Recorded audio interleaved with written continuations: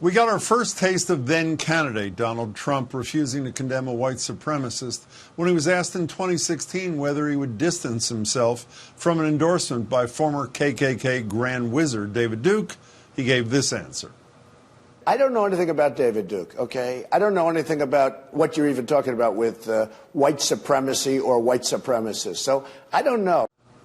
Then came this infamous moment after a white supremacist killed a woman who'd been protesting in an alt-white right rally in Charlottesville.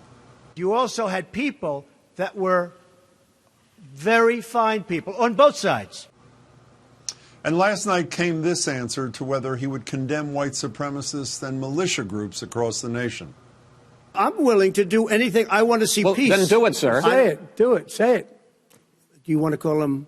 What do you want to call them? Give me a name. Give me a white name. Supremacists and white supremacists. Like me to condemn? White supremacists and right Proud Boys, stand back and stand by. But I'll tell you what. Somebody's got to do something about Antifa and the left. And this afternoon, around 15 hours later, the president added this. I've always denounced any form of any of that. I don't know who the Proud Boys are. I mean, you'll have to give me a definition because I really don't know who they are. I can only say they have to stand down, let law enforcement do their work. So there we are. I'm joined now by Carl Williams. Carl is a professor at Cornell Law School, former staff attorney with the ACLU of Massachusetts. Carl, it's good to see you as always. Thanks for being here. Thank you. So the Proud Boys say that they are simply an anti-political correctness, anti-white guilt organization. Could you flesh it out a little bit? Who are the Proud Boys? And the Proud Boys come from for their side, a proud tradition of fascism, of brown shirts, of black shirts, and I don't know, maybe you could call these guys polo shirts, right? They are utterly, I mean, their foundational goal, their foundational ethos is misogyny, right? They're incels, which is a word that probably no one has heard before, about 3 or 4 years ago. They're neo-fascist. They believe in wild conspiracy theories. They're anti-trans, and they're anti-Semitic, right? So to say that somehow to couch that in, we don't like so-called political correctness, I think that is being wildly generous. You heard both those bites. He didn't know, candidate Trump didn't know who David Duke was until we saw later that day that he had actually spoken about David Duke on a number of occasions prior to that pronouncement. Is it credible to believe that Donald Trump doesn't know who the Proud Boys are? It's not credible, I would say at first. It is almost irrelevant. Some people say, Donald Trump was endorsing white supremacy. I really think what happened is Donald Trump's existence as president and his rhetoric gave birth to what the Proud Boys are, right? So really the Proud Boys were a creation. I mean, I could give examples through history where fascist street militias have risen up under strong people who lead to dictatorial, authoritarian ideals. And so for him to say, I don't know who they are, did he not remember them? Given his capacity, sometimes I think that's a possibility. But he certainly knows the ideals. He certainly knows he didn't want to distance himself from them. He wanted to connect himself to them because they come from him, he comes from them. The Trump playbook, which he replayed last night, was whenever white supremacy comes up, he immediately goes to Antifa, suggests that they are the great threat. But his own FBI is telling a very different story. What's the FBI saying about white supremacists and domestic terrorism? I mean, it's clear, right? Because before recently, Antifa isn't. It's not like you can go to a hall and, there's a sign on the side and it says the national headquarters of Antifa, right? Antifa is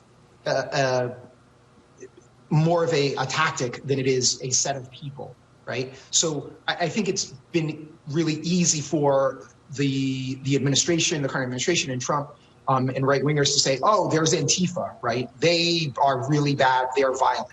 While you have right-wing militias, I don't know, I call them LARPers because they look like they're playing a game, right? like a live action murder game, right? So you have right-wing militias, the alt-right, actual, neo-Nazis and fellow travelers out running people over, killing people.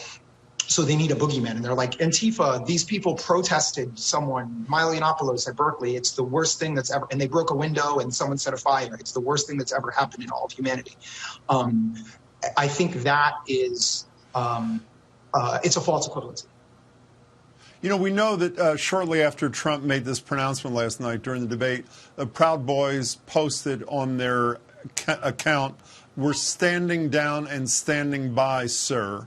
And one of their lead organizers said, this is a quote, "The president basically said, go F them up." So we know how they received it. What's the impact, in your judgment, on not just the Proud Boys, but movements like the Proud Boys when the president of the United States embraces them like he did last night? Right, and I think even more embraces them. He's coddled them along to this. Without a President Trump, we would never be having a discussion about Proud Boys. They would never be in the media. They would never be really in existence in any way, right? So I think it's terrifying, right? I think what's going to happen in the next couple of months, up until the next month and a half up until the election, is worrisome. But the thing that I'm heartened by is some of the largest protests that, according to the New York Times, the largest protests for civil rights that the United States has ever seen have been taking place around police brutality. In that, I think, sort of a side chapter of that is resisting, right-wing authoritarian street mobs or fascist street mobs. And in some ways, I'm hopeful, actually. I'm worried about the violence that will occur, but I'm hopeful because I see, tens of thousands of people mobilizing in Boston and millions of people mobilizing across the United States. Carl, before you go, when you're watching last night's debate, I'm sure you weren't surprised by what the president says, but what was your immediate reaction when you heard him say it? It was stunning. It was also a muddled mess because I think everyone was yelling at the same time. But it isn't surprising, right? Because if there are Proud Boys, there's a proud dad, right? And that's Donald Trump. So if you gave me a time, if you asked me, Jim, 3 days ago, what will Donald Trump say if he's confronted with Proud Boys, alt-right, or the like? Of course he's going to, he wants those people to support him. He wants those people to threaten people at the polls. He wants those people to come out in the streets with not Proud Boys, but, like organizations with machine guns. He wants this to happen. Carl, it is good to see you. Thanks so much for sharing your time. I appreciate it.